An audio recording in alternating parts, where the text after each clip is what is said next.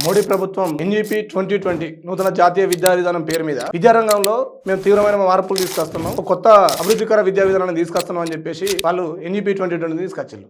NEP 2020లో ఏమున్నది అనేటువంటి భారత రాజ్యాంగం స్వేచ్ఛ, సమానత్వం, సౌభ్రాతృత్వం, సామ్యవాదం, లౌకికవాదం, గణతంత్రం అనేటువంటి ఏదైతే కొన్ని విలువలు ఉన్నాయో ఆ విలువలపై దాడి చేస్తూ బీజేపీ, ఆర్ఎస్ఎస్ భావజాలాన్ని దేశ యువతరం మీద, విద్యార్థుల మీద బలవంతంగా రుద్దేటువంటి ఒక ప్రయత్నంలో భాగంగానే ఈరోజు వాళ్ళు ఎన్ఈపీ 2020 తీసుకొస్తారు. ఈ దేశంలో ఉన్నటువంటి విద్యారంగాన్ని మొత్తంగా కూడా అదాని, అంబానీ, మిట్టల్, జిందల్ లాంటి కార్పొరేట్లకు ఈ దేశంలో ఉన్నటువంటి విద్యారంగాన్ని మొత్తం కూడా కుళ్ళు గుత్తగా వాళ్ళకి అప్పయ్యేటువంటి ఒక ప్రయత్నం చేస్తూ ఉన్నారు. మల్టీ డిసిప్లినరీ ఇన్స్టిట్యూషన్ తీసుకొస్తా ఉన్నారు. మల్టీ డిసిప్లినరీ ఇన్స్టిట్యూషన్ అంటే అర్థమైంది, ఒక షాపింగ్ మాల్ లెక్క, ఒక రిలయన్స్ షాపింగ్ మాల్ ఎట్లయితే ఉంటుందో, ఒక అదాని షాపింగ్ మాల్ అయితే ఎట్లుంటుందో ఆ క్రమంలో అలా పోతే అన్ని దొరుకుతాయి అన్నట్టు. ఇక అట్లాంటి ఒక షాపింగ్ మాల్ లెక్క మల్టీ డిసిప్లినరీ ఇన్స్టిట్యూషన్ పెట్టి దానికి ప్రభుత్వమే భూమి ఇచ్చి, ఈ కార్పొరేట్లకు వాళ్ళకి రాయితీలు ఇచ్చి, ఈ మల్టీ డిసిప్లినరీ ఇన్స్టిట్యూషన్ పెట్టి అలా రకరకాల కోర్సులు పెట్టి ఈ కోర్సులలో మీరు చదువుకోవచ్చు, అన్ని కోర్సులు ఇన్నే దొరుకుతాయి. ఇది అంగట్లో సంత లెక్క ఒక విద్యా వ్యవస్థను మార్చి వాళ్ళు ఎవరైతే డబ్బు ఉన్నదో ఆ డబ్బు ఎవరికైతే ఉన్నదో వాళ్ళకు, ఆ డబ్బు ఉన్న వాళ్ళు మాత్రం అలా కోర్సులను కొనుక్కొని చదువుకున్నటువంటి ఒక విద్యా వ్యవస్థను వాళ్ళు తయారు చేస్తూ ఉన్నారు. మల్టీ డిసిప్లినరీ ఇన్స్టిట్యూషన్స్, దాంట్లో ఒక మెథడ్ కూడా వాళ్ళు పెడతా ఉన్నారు. ఏం మెథడ్ అది? మల్టిపుల్ ఎంట్రీ, మల్టిపుల్ ఎగ్జిట్ అనే మెథడ్ పెట్టి విదేశీ విద్యార్థులు ఎప్పుడైనా వచ్చి ఇక్కడ కోర్సు కొనుక్కొని చదువుకొని పట్టబట్టుకొని పోయి మళ్ళీ వాళ్ళ కాడ ఇంకో కోర్సు చదవచ్చు.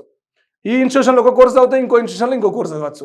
ఇట్లా అంగట్ల సరుకుల యొక్క విద్యా విధానాన్ని మార్చి మొత్తం కూడా కార్పొరేట్ల చేతిలో, కార్పొరేట్ల కబంధ హస్తాల్లో విద్యా వ్యవస్థను మొత్తం కూడా వాళ్ళకి అప్పయ్యేటువంటి ఒక ప్రయత్నం చేస్తూ ఉన్నారు.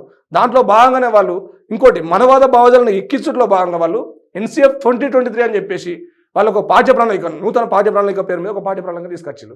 దాంట్లో వాళ్ళు మొట్టమొదటి దాడి చేసింది ఏంది? డార్విన్ జీవపరిణామ సిద్ధాంతాన్ని తీసేస్తున్నాం, తొలగిస్తున్నాం అంటే అర్థమైంది. 1800 మంది శాస్త్రవేత్తలు ఇవాళ డార్విన్ జీవపరిణామ సిద్ధాంతాన్ని తొలగించడం సహేతుకమైనది కాదు, ఇది శాస్త్రీయమైనది కాదు, మీరు చేస్తున్నది చాలా తప్పు అని చెప్పేసి వాళ్ళు ఏకదాటిగా సంతకాలు పెట్టి ప్రభుత్వానికి ఇచ్చిండ్రు. డార్విన్ జీవపరిణామ సిద్ధాంతం ప్రపంచం అంతా ఆమోదయోగ్యం ఉన్నది. ఈ దేశంలో డార్విన్ జీవపరిణామ సిద్ధాంతం అవసరం లేదట. ఈ దేశంలో ఏం కావాలి? కర్మ సిద్ధాంతం కావాలి. వాళ్ళకు మనవాద భావజాలం ఎక్కియాలి. అందులో భాగంగానే కదా వాళ్ళు ఇవాళ ఐఐటి మండీలో రీబర్త్, పునర్జన్మ, భగవద్గీతను ఒక కోర్సుగా పెడతా ఉన్నారు. అదేవిధంగా బిహెచ్యులో వాళ్ళు జ్యోతిష్యాన్ని ఒక కోర్సుగా పెడతా ఉన్నారు. బ్లాక్ మ్యాజిక్ కోర్సుగా తీసుకొస్తా ఉన్నారు. ఇవి చదువుకుని ఏం చేయాలి ఈ దేశంలో యువత?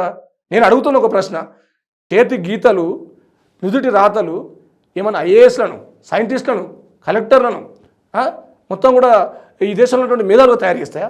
నువ్వు కలెక్టర్ అవుతావా? నీ చేతి గీతను చూసి చెప్తావా? నీ నిధులు రాదని చూసి నువ్వు సైంటిస్ట్ అని చెప్పగలుగుతావా? ఇదా ఈ దేశం విద్యా విధానం?